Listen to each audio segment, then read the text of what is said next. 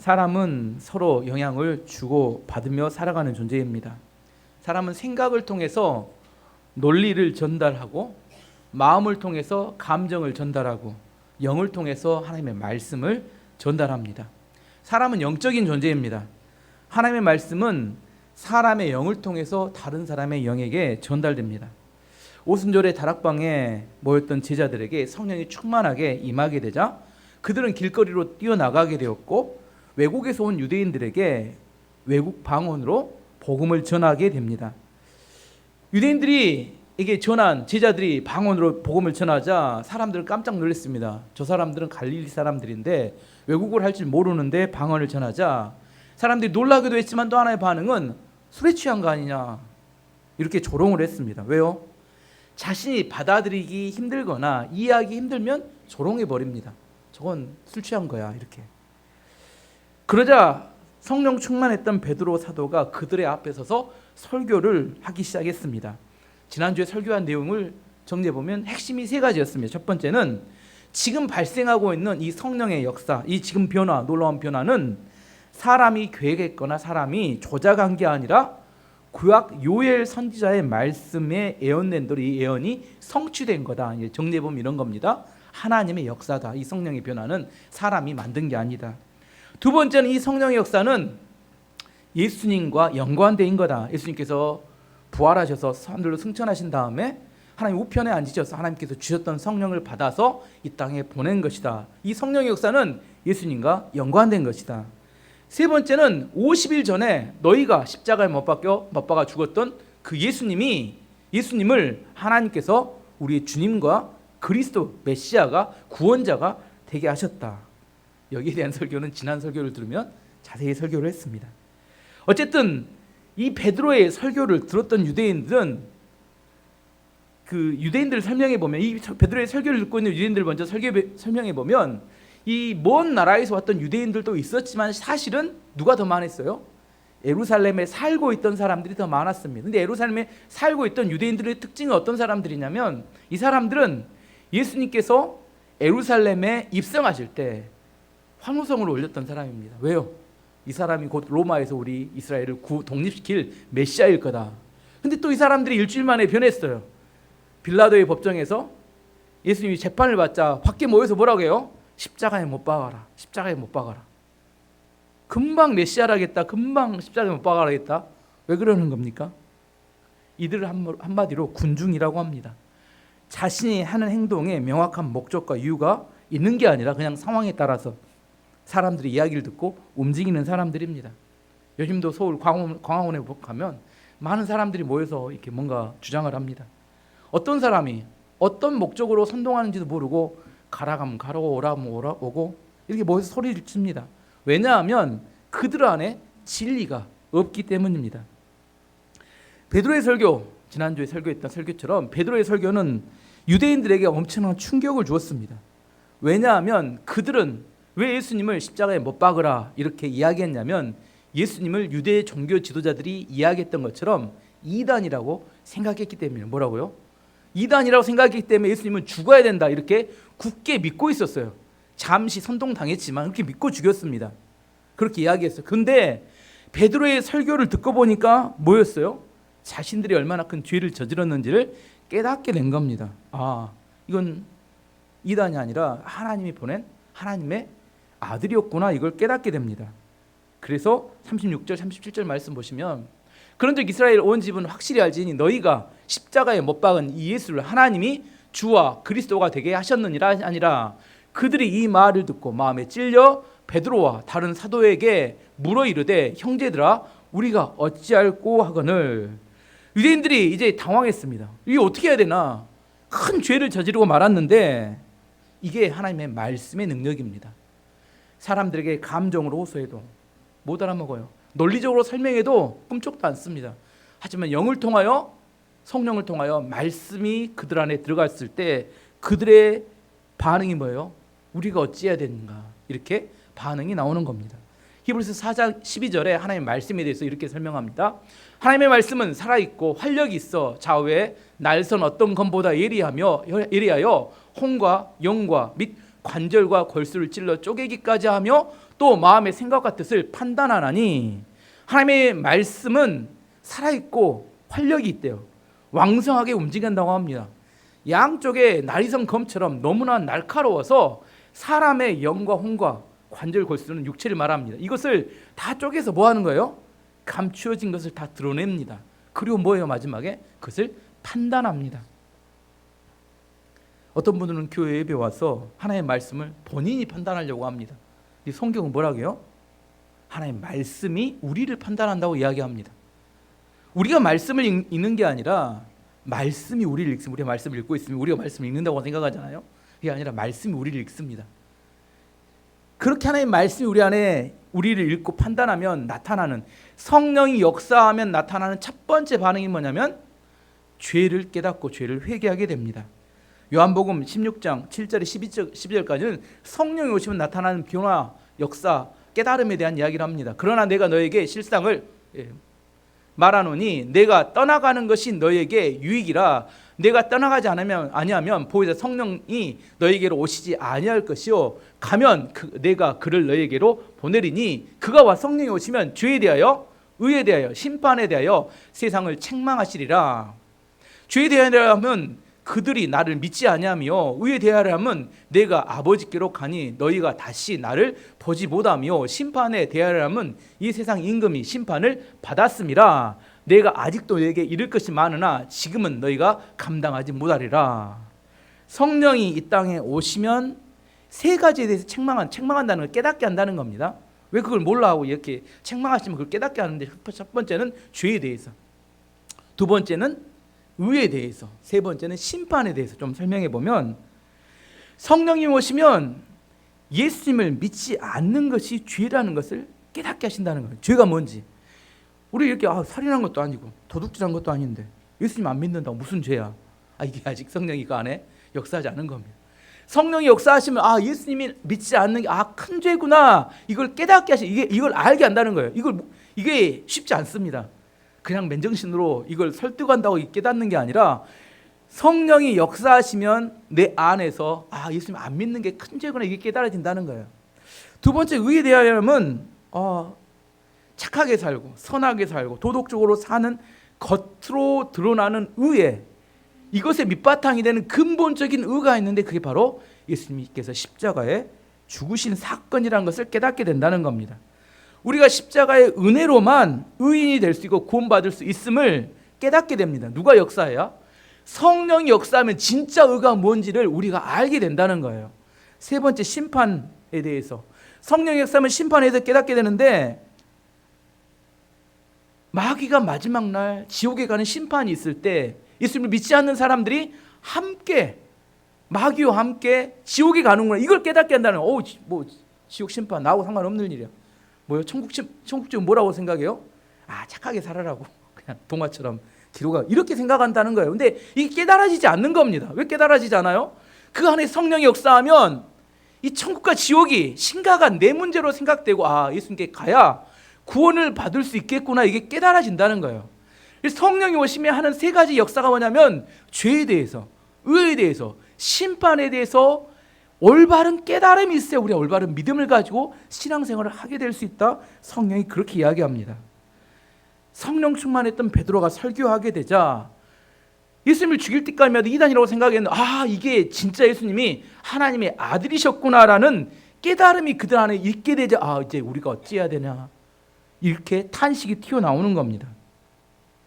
성령을 올바로 체험한 사람들을 통해서 말씀을 깨달았을 때 나타나는 진정한 반응입니다. 우리가 어찌할꼬?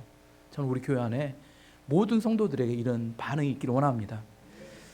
어쨌든 베드로 사도가 이렇게 설교했을 때 그들이 자기들의 죄악을 깨닫고 탄식하는 소리, 우리가 어찌할꼬 했을 때 베드로가 구원의 방법 세 가지를 알려주었습니다. 지난주에도 설교했는데 또 다시 한번 살펴보면 38절에 40절까지 말씀입니다. 우리가 어떻게 구원을 받을지에 대한 이야기입니다. 베드로가 이르되 너희가 회개하여 각각 예수 그리스도 이름으로 세례를 받고 죄 사함을 받으라. 그리하면 성령의 선물을 받으리니 이 약속은 너희와 너희 자녀와 모든 먼 데 사람 곧 주 우리 하나님이 얼마든지 부르시는 자들에게 하신 것이라 하고, 또 여러 말로 확증하며 권하여 이르되 너희가 이 패역한 세대에서 구원을 받으라 하니, 패역한 세대에서 구원을 받는 세 가지는 뭐냐면, 첫 번째, 회개하여 죄 사함을 받아야 합니다. 두 번째, 그리스도 예수의 이름으로 세례를 받아야 합니다. 세 번째, 성령을 선물로 받아야 합니다. 하나씩 좀 오늘은 자세히 설명해 보겠습니다. 회개하여 죄 사함을 받아야 된다. 지난주도 설교했지만 회개는 감정적인 후회와 다르다고 했습니다. 교회에 와서 눈물을 흘리며 찬양할 수 있습니다. 교회에서 눈물을 흘리며 기도할 수 있습니다. 근데 집에 돌아가서 또 원래의 모습으로 돌아가요. 이걸 뭐라고 한다고요? 후회예요, 회개예요? 후회입니다. 분명히 많습니다. 눈물로 내 안에 뭔가 잘못됐다는 걸 깨달아요. 눈물도 흘리고 내가 찬양도 합니다. 하지만 원래 돌아갔을 때 원래 자리로 가버리면 후회하는 겁니다. 회개는 자신의 죄악된 모습을 깨닫고 일어나 돌이켜 하나님을 향하여 나아가는 걸 의미합니다. 어떤 사람이 차를 운전하고 왔는데 초행길이에요. 갔는데 낭떠러지가 끝인지 모르고 잘못된 길을 들었었어요. 쭉 가다 보니까 거의 다 도달했는데 거의 낭떠러지인 걸 깨달았어요. 어떻게 해야 돼요? 차를 멈추고 돌이켜서 그 길에서 빠져나와야 합니다. 계속 머물러서는 구원받을 길이 없는 겁니다. 집에 불이 났습니다. 집에 불이 나면 가능하면 빨리 집에 빠져나와야 합니다. 근데 자꾸만 집 여자 주인이, 아줌마가 안 나오고 뭘 찾는 거예요. 소방관이 빨리 나와야 된다, 빨리 나온다 이야기가 뭐래요? 지금 찾고 있는 것을 가지고 나가야 된대요. 그럼 뭐라면 소방은 뭐라고 하냐면 같이 좀 찾아줄 수 없네요. 어떻게 해야 돼요? 생명보다 더 귀한 것이 있을 수 있을까요? 소돔과 고모라에서 롯의 가정이 하나님의 심판의 소식을 듣습니다. 곧 하나님 심판하신다. 천사들이 이야기합니다. 지금 당장 떠나야 된다. 뒤를 돌아보면 안 된다. 분명하게 일렀습니다. 근데 롯은 지체했고 롯의 아내는 가다가 뒤를 돌아봤습니다. 어떻게 됐어요? 소금기둥이 됐다는 이야기는 쉽게 말해 죽었다는 이야기입니다. 회개란 잘못된 방향으로 가던 것을 멈추고 유턴을 해서 하나님을 향하여 나아가는 걸 말합니다. 안타깝게도 교회를 다니는 성도들 중에 교회는 나와요. 하지만 여전히 마음은 세상에 있고 세상의 탐욕과 욕망 가운데 살아가면서 하나님께 기도합니다. 뭘 기도해요? 기도의 내용이 뭐냐 살펴봤더니 자기의 욕망과 탐욕을 이루어달라고 기도합니다. 자기의 욕망을 이루는 것을 신앙생활이라고 착각하는 겁니다. 그게 신앙생활이 아닙니다. 신앙생활은 내 뜻이 아니라 하나님 뜻을 내가 받아들이고 하나님께 나아가는 걸 신앙생활이라고 합니다. 내가 가지고 있는 욕망은 내가 그것을 이루기 위해서 하나님께 기도하는 거. 이거 무당에게 가서 해도 똑같이 해줍니다. 구대 주고 부적 붙여주고 뭐예요? 뭘 이루어지기를 원하는 거예요? 그 사람이 원하는 것을 이루어주겠다는 겁니다. 돈만 내면. 이건 신앙생활 아닙니다. 회개는 세상으로 가던 걸 멈추고 돌이켜 하나님께 나아가는 겁니다. 세겜에 있던 야곱이 세겜의 삶을 정리하고 모든 우상을 땅에 묻고 베델로 옮기는 것을 회개라고 합니다. 저는 우리 교회 안에 참된 회개가 있기를 원합니다. 그래야 구원이 있습니다.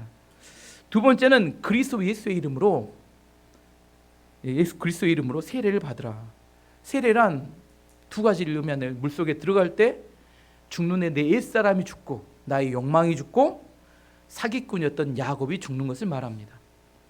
물속에서 나오면서 예수의 생명으로 부활하여서 예수님 하나님의 뜻대로 살고 승리자인 이스라엘로 사는 것을 의미합니다. 한마디로 세례는 내가 죽고 예수님이 사는 걸 말하고 야곱 사기꾼이 죽고 승리자 이스라엘이 사는 것을 말합니다. 죽지 않으면 부활이 없습니다. 내 마음을 비우지 않으면 하나님의 것들이 채워질 수 없습니다.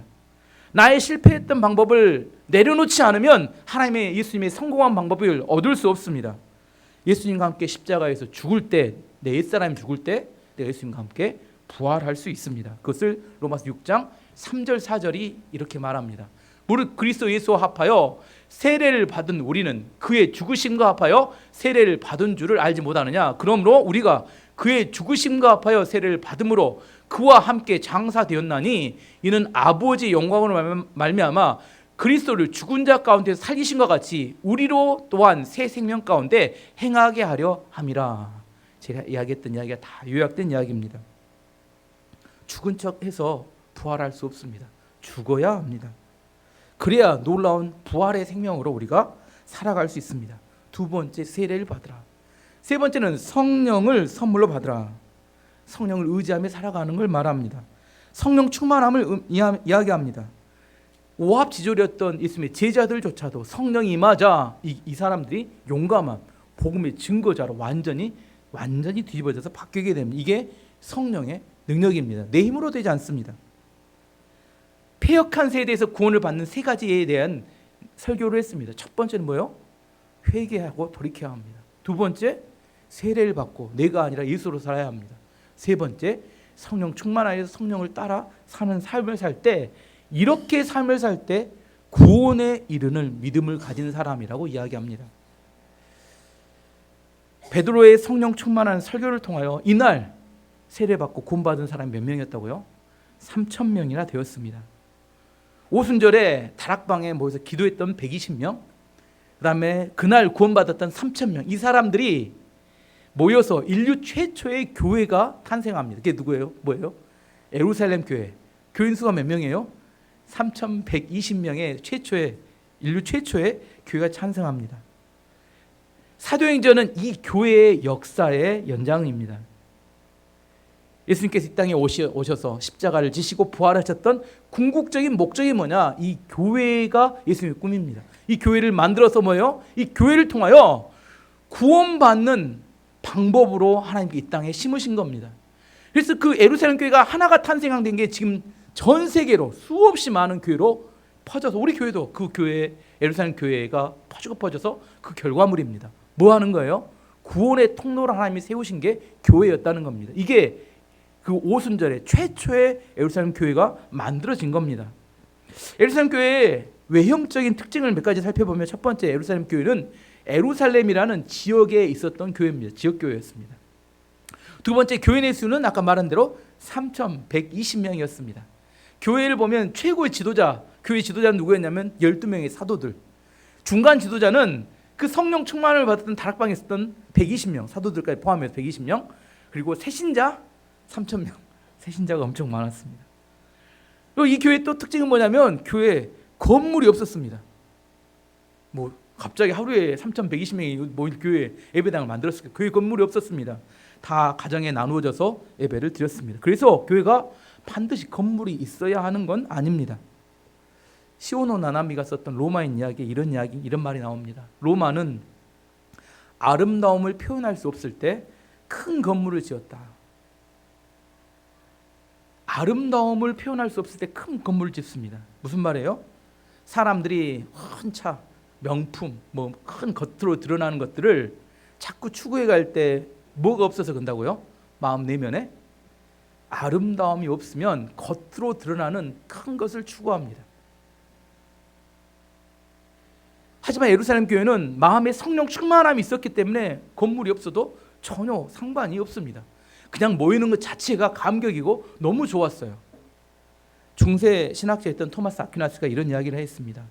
중세 카톨릭 로마 시대 교회는 초대교회에 없었던 금과 은은 있었지만 초대교회가 가지고 있었던 나사렛 예수 그리스도의 이름의 능력은 없어졌다, 이렇게 이야기했습니다. 교회에서 정말 중요한 게 금과 은입니까? 성령 충만함과 예수 그리스도의 이름의 능력입니까? 뭐가 중요해요? 돈은 우리보다 누가 더 많아요? 재벌이 더 많고 세상에 부자들 많습니다. 돈 있으면 교회 큰 건물 지을 수 있습니다. 돈 있으면 큰 파이프 올게 있는 그런 거 설치할 수 있습니다. 돈 있으면 유명한 화가들에게 성화 막 그려갖고 시작할 수 있어요. 근데 그 안에 하나님이 없으면 아무것도 아닙니다. 교회는 금과 은이 중요한 게 아니라 나사렛 예수 그리스도의 이름의 능력이 중요합니다. 어쨌든 예루살렘 교회는 건물이 없었습니다. 예루살렘 교회의 그러면 내적인 특징이 뭐냐? 내면적인 특징. 성령 충만했던 예루살렘 교회가 집중했던 세 가지가 있었습니다. 이렇게 42절에 보면 42절이 안 나온가요? 제가 읽어드리겠습니다. 예. 그들이 사도의 가르침을 받아 서로 교제하며 떡을 떼며 오로지 기도하기를 힘쓰니라. 그 예루살렘 성령 충만했던 예루살렘 교회가 정말 힘쓰고 애쓰고 전심전력했던 세 가지를 이야기합니다. 첫 번째는 뭐냐면 사도의 가르침을 받았다. 두 번째는 떡을 떼며 교제했다.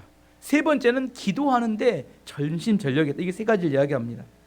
성령 충만을 유지하고 성령의 하나님의 능력이 나타나는 세 가지 비결을 이야기하는 이 세 가지를 말합니다.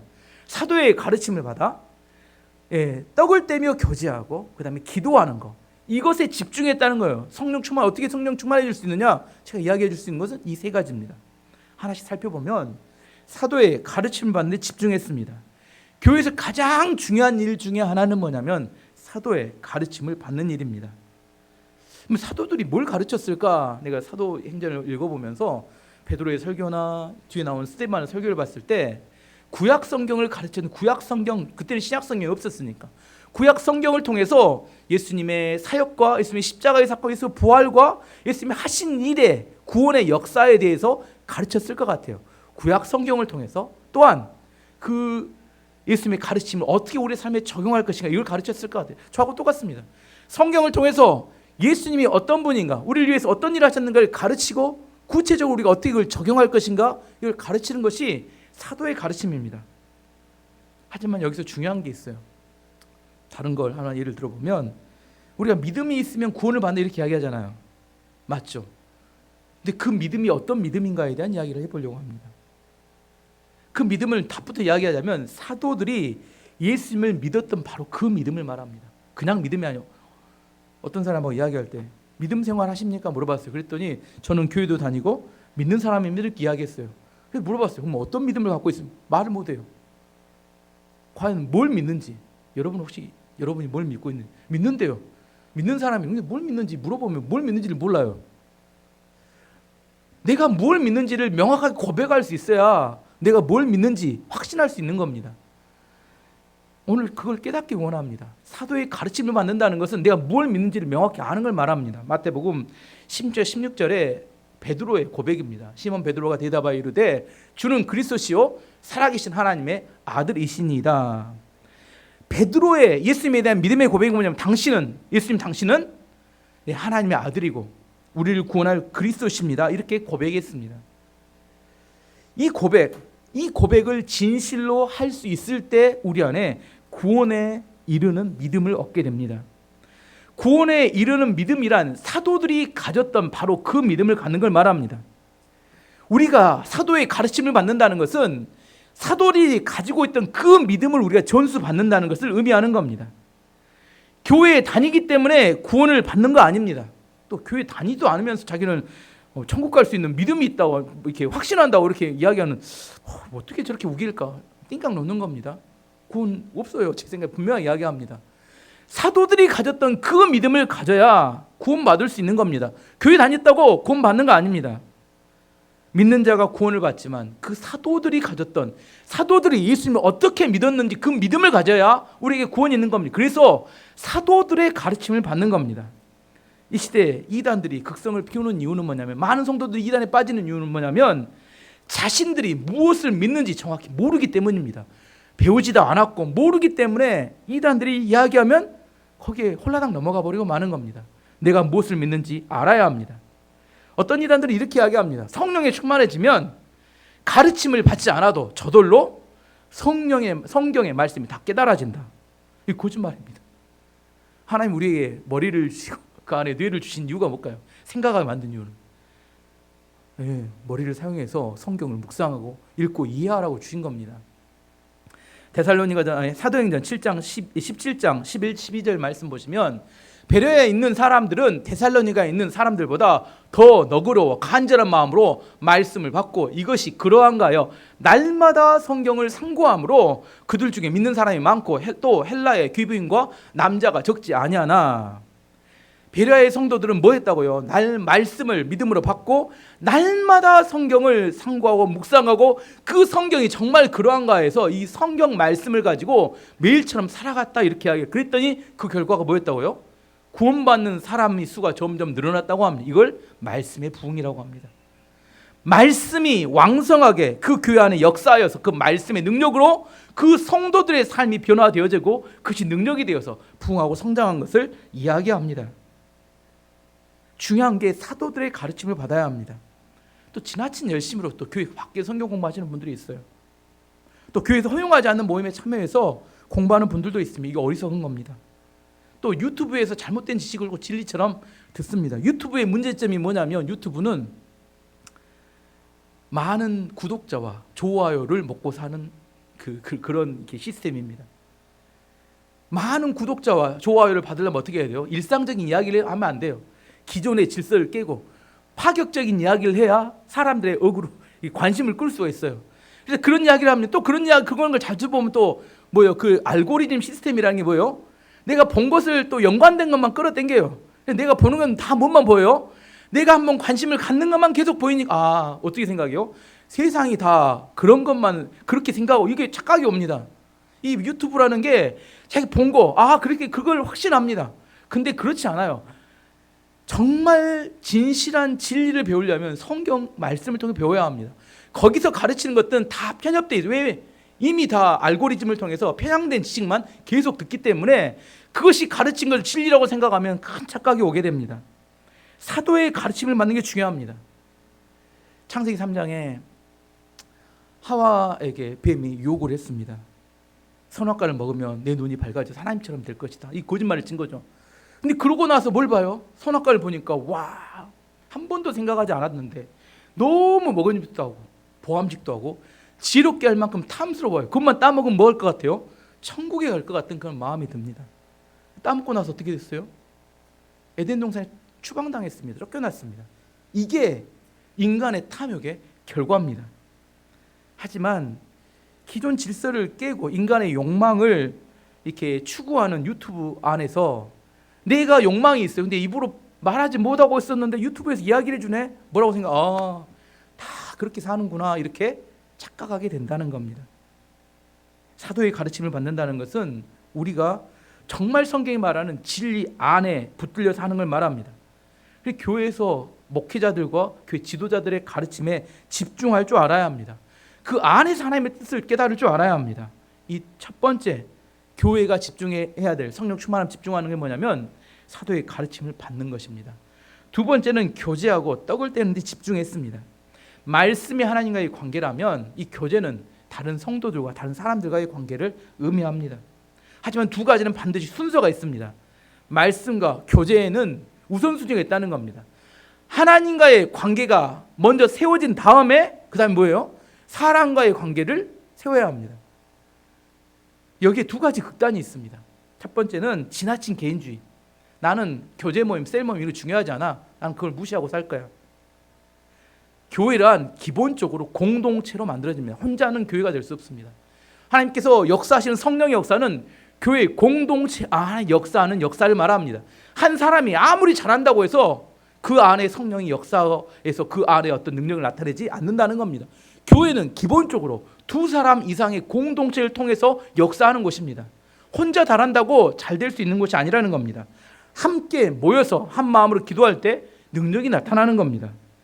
교회 공동체에 들어가지 않으면 절대로 신앙이 성장하지 않습니다. 두 번째, 하나님보다 사람을 더 찾아내는 극단이 있어요. 밥 먹읍시다 하면 뭐예요? 많이 모여요. 기도합시다 하면 다 사라졌네? 어떻게 된 거예요? 이건 교회를 개모임이나 사교 클럽처럼 생각하기 때문입니다. 교제하고 밥 먹는 게 중요합니다. 떡을 떼는 거 중요하죠. 근데 그 교제의 내용이 뭐여야 돼요? 그게 신앙과 믿음을 나누는 시간입니다. 교제하고 모여놓고 뭐 이야기해요? 사업 이야기하고 세상 취미 이야기하고 이거 교제가 아닙니다. 성경이 말한 엄밀한 교제가 아닙니다. 교제는 우리 안에 믿음의 전수함, 믿음의 전달을 위한 목적으로 모여지는 것을 말합니다.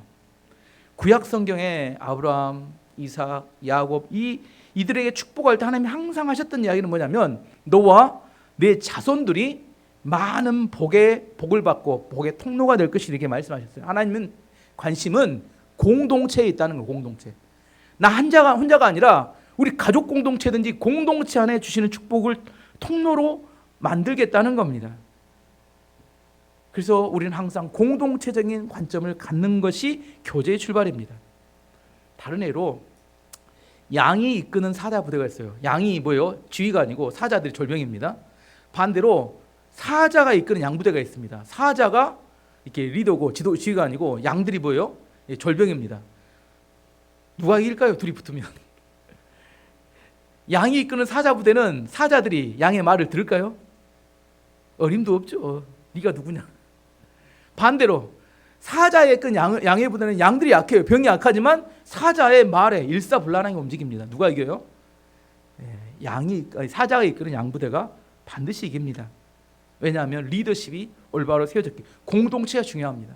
가정이든 직장이든 교회든 간에 공동체의 능력이 얼마나 중요한지 모릅니다. 프로축구를 할 때 프로축구에서 이렇게 유명한 영국이나 스페인의 팀들이 있잖아요. 최고의 선수들을 다 모아봤어요. 그랬더니 계속 일거로 생겨 이기지 못하더라는 겁니다. 왜?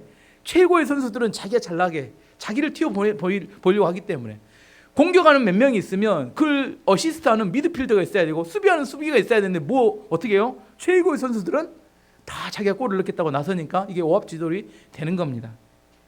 중요한 게 팀워크가 중요하다는 겁니다.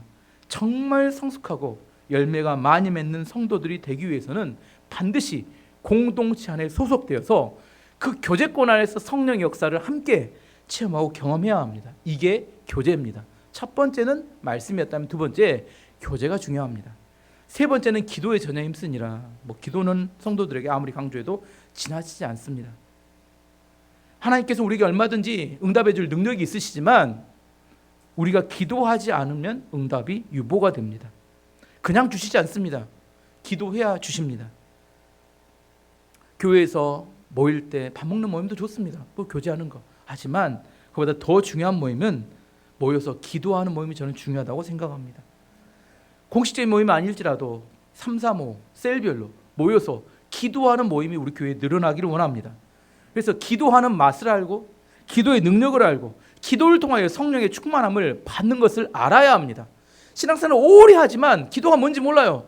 3류신앙 이상 되기가 어렵습니다. 나는 기도를 통하여 정말 하나님의 능력을 공급받는 통로를 만들어야 합니다. 내가 힘들고 어려울 때, 정말 여러분의 인생에 위기가 왔을 때 어떻게 할 거예요?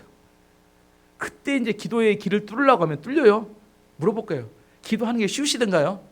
머리로는 기도를 1시간 할 수 있을 것 같죠? 10분만 하면 오금이 저리고 난립니다. 물론 기도를 잘 하시는 분들도 있지만 왜 잘하는 겁니까? 내 기도의 길을, 내가 기도를 통하여 내 삶이 익숙해져 가니까 기도를 잘하는 겁니다. 이 초대교회도, 이 예루살렘 교회도 뭐에 힘썼다는 거예요? 기도하는 것. 왜 힘써요? 쉽게 되면 기도에 힘쓸까요? 쉽게 하면 그냥 하는 거죠. 왜 힘써요? 공부가 쉬워서 쉽지 않기 때문에 공부를 애쓰고 하는 것처럼 기도도 쉽지 않기 때문에 애쓰고 노력에 사는 겁니다. 세 가지에 힘썼다고 했습니다. 뭐예요? 사도의 가르침을 받고 교제하고, 세 번째 기도하는 것을 뭐 하라고요? 정말 전심전력하여 힘써야 내가 영적인 삶을 살아갈 수 있습니다. 성령이 충만해질 수 있고 하나님의 능력이 우리 가운데 임할 수 있다는 이야기입니다. 이제 이렇게 세 가지에 집중했더니 예루살렘 교회에 성령 충만함으로 나타났던 결과들, 변화들이 몇 가지 나타납니다. 놀라운 변화들이었죠. 43절에서 47절까지 말씀 보시면, 사람마다 두려워하는데 사도들로 말미암아 기사와 표적이 많이 나타나니 믿는 사람들이 다 함께 있어 모든 물건을 서로 통용하고 또 재산과 소유를 팔아 각 사람의 필요를 따라 나눠주며 날마다 마음을 같이하여 성전에 모이기를 힘쓰고 집에서 떡을 떼며 기쁨과 순전한 마음으로 음식을 먹고 하나님을 찬미하며 또 온 백성에게 칭송을 받으니 주께서 구원받는 사람을 날마다 더하게 하시니라. 아멘. 만약 이것을 하자고 해서 여러분 재산을 다 팝시다. 우리 공동생활을 어떻게 해요? 누가 억울해요? 가난한 사람들이 좋죠. 그동안 또 멈춰놓고 모아놓은 사람들은 이거 안 되는데 문제가 많이 생길 수 있겠죠. 부담 갖지 마십시오. 저는 절대 그렇게 하라고 하지 않으니까 부담 갖지 않으셔도 됩니다. 이건 뭐라고요? 결과입니다. 원인이 아니라 결과예요. 아까 세 가지에 집중했을 때 나타난 결과이지 이걸 추구하시다 그러면 그때부터는 복음이 아니라 율법이 됩니다. 율법이 돼요. 원인과 결과를 뒤집으면 안 됩니다. 이 마지막 이 모습이 나타났던 이 교회의 변화, 예루살렘 교회 이런 변화가 실제 나타난 이 변화를 훔쳐간 사람들이 있었어요. 누가 훔쳐갔어요? 이 공산주의자들이 훔쳐갔습니다. 근데 뭘 안 가져가려면 다 같이 가져가야 돼. 뭘 빼먹었어요? 성령의 역사는 빼놓고 마지막 결과만 딱 가져갔습니다. 그래서 뭐라고 했어요? 부자들의 모든 것을 빼앗아 가난한 사람들이 나눠주자 이렇게 하겠어요. 그렇게 했어요. 그게 공산주의입니다.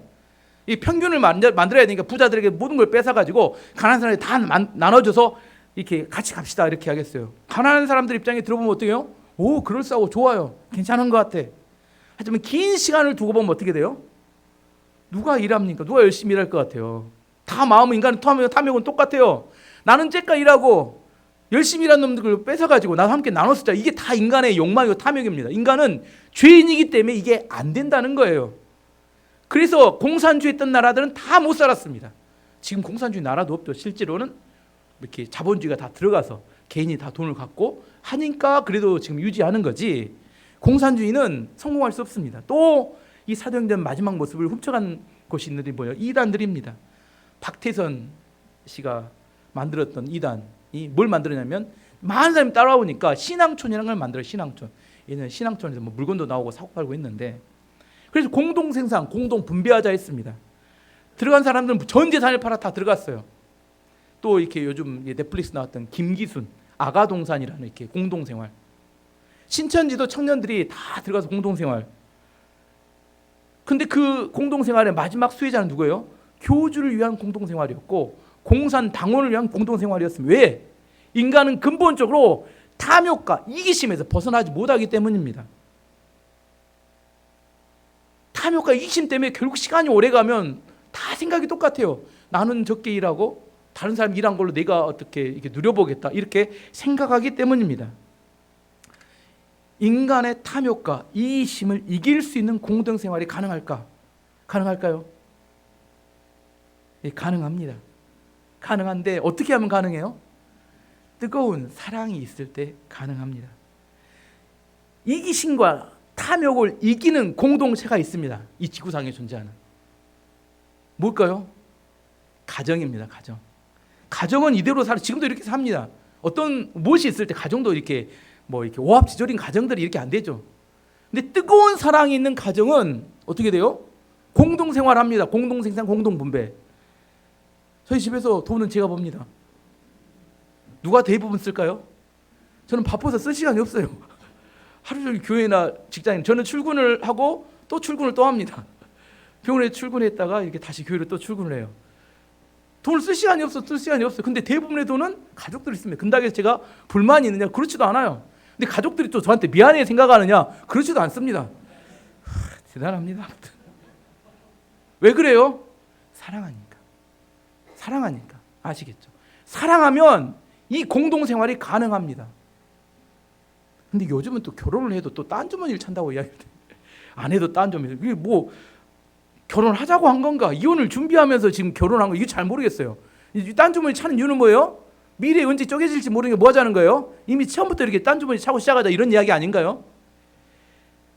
결혼은 하는데 뜨거운 사랑이 별로 없다, 이런 이야기로 제 생각은 들립니다. 하나가 되기 위해서는 반드시 뜨거운 사랑이 있어야 합니다. 근데 이 뜨거운 사랑이 어떻게 주어지느냐? 로마서 5장 5절이 우리에게 답을 줍니다. 소망이 우리를 부끄럽게 하지 아니함은 우리에게 주신 성령으로 말미암아 하나님의 사랑이 우리의 마음에 부음바 됨이니. 성령을 통하여 우리에게 하나님의 사랑이 부어져야지만이 그 사람 사랑할 수 있습니다. 연애할 때 그렇게 좋았는데 지금 꼴보기 싫어 죽겠어요. 그때는 그 사람 없으면 죽을 것 같더니 지금은 그 사람 때문에 죽겠어요. 왜 그래요? 나의 마음이 식어지니까. 인간의 마음은 그렇습니다. 인간의 마음은 오래가지 못해요. 근데 하나님의 사랑이 우리 부어져야 그 사람의 현재의 모습에 상관없이 사랑하는 마음이 들어집니다. 시간이 지나면 다 주름살 지고 젊었을 때 아름다운 모습이 아니라 찌글찌글해집니다. 그럼에도 불구하고 사랑이 유지되는 것은 성령을 통하여 우리 마음에 사랑이 부어지면 그렇게 될 수 있습니다. 그래서 성령 충만을 받는 게 중요하다는 의미입니다. 우리가 성령 충만 없으면 사랑할 수도 없고 섬길 수 없습니다. 하지만 성령 충만해지면 우리는 얼마든지 그 인간의 욕망과 이기심을 극복하고 사랑할 수 있게 되기 때문입니다. 이건 율법으로 절대 못 됩니다. 율법으로 하는 건 다 가짜입니다. 자발성이 있어야지만이 가능한 공동체의 모습입니다. 이 성령 충만한 예루살렘 교회의 모습은 항상 유지가 될 수 있고, 인간은 욕망과 그 어떤 죄인의 모습이기 때문에, 그래서 성령 충만할 때 이 모습이 잠시 나타났다가 사라져요. 또 교회 안에서도. 뭐 언제 이게 마지막 이루어질까요? 천국에 가면 마지막 천국의 모습이 이런 모습이 될 겁니다. 하지만 이 땅에서 이게 진짜로 이루어진다고 생각하면 이루어질 수 있습니다. 하지만 이루어지지 않는다 해도 큰 충격을 받지 마세요. 여기에 마음을 두면 어렵습니다. 어떤 사람은 그래요. 왜 이렇게 교회가 이렇게 제사를 서로 이렇게 섬기지 않고 그래? 왜 교회가 세상으로부터 욕을 먹어? 막 이렇게 생각할 수 있지만 교회가 집중해야 될 것은 제가 처음에 세 가지 하겠죠. 말씀과 교제와 기도에 집중하는 거고, 이것이 정말 잘 돼 성령이 충만해지면 이 뒤에 나온 것들은 뭐예요? 결과일 뿐입니다. 이 결과를 추구하면 율법주의자가 돼요. 너 왜 그거 안 했어? 너 왜 이렇게 해야 되는데 안 돼? 이렇게 이야기해요. 이것은 잘못된, 복음이 아닌 잘못된 방향으로 가는 걸 말합니다. 이렇게 놀랍게 성령의 역사를 통하여 변화가 나타나자 그 결과가 뭐였냐면 47절입니다. 47절 보시면 하나님을 찬미하며 또 온 백성의 칭송을 받으니 주께서 구원받는 사람을 날마다 더하게 하시니라. 저는 우리 교회가 이런 교회가 되기를 원합니다. 말씀의 결론을 맺도록 하겠습니다. 교회의 시작은 무엇이었냐면 말씀을 통한 회개가 교회의 시작입니다. 회개 없는 구원은 없습니다. 교회가 성령 충만했던 교회가 집중했던 세 가지는 사도의 가르침을 받아 떡을 떼며 교제하고 기도에 전혀 힘썼습니다. 이 성령의 역사로 나타났던 공동체한테 변화가 세 가지 있었는데 기사와 표적이 나타났고 자기 것들을 팔아 어려운 성도들을 도와줬고 매일처럼 모여서 교제를 했습니다. 그래서 많은 사람들의 칭찬을 받았고 교회가 날마다 이렇게 사람들이 늘어났습니다. 이것을 부흥이라고 합니다. 저는 우리 교회가 이런 아름다움이 있는 교회가 되기를 원합니다. 아름다움이 없기 때문에 큰 집을 지어야 한다 이렇게 하지 않기 원합니다. 그건 포장일 뿐입니다. 아름다움이 있고 성령 충만함을 통하여 성장하는 믿음의 교회가 되기를 축원합니다. 이제 다 함께 기도하도록 하겠습니다.